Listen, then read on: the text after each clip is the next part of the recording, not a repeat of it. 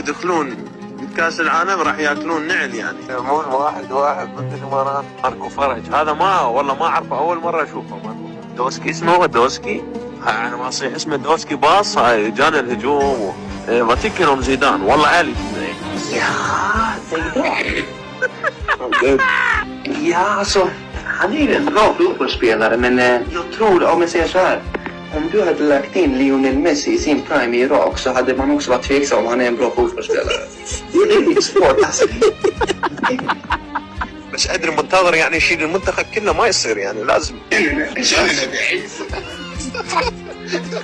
شنو منتظر ليونيل ميسي يعني. انا بس هاي يعني بس قال فريق افريقي يعني راح نشق نصين طيارات يعني. ما اعرف شكلكم هذا وشمين راسه هيك يعني راح يشق الجول شق. هذا لقمان وما ادري منو هذول شاقين الريال شق انهم جايين على العراق. والله انا رايي المنتخب خرا هسه. بس كلا ادري شنو حرب قاعدين احنا بس كلا. شيل الطابة وشيله. قولوا لي والله اللعبة زينة كانت زينة والله. اذا تكتبون ايه هسه غير اتفل عليكم من الموبايل.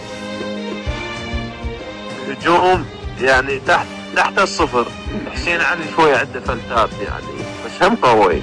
بس هاي ضد الامارات ما اعرف شلون قمز يعني.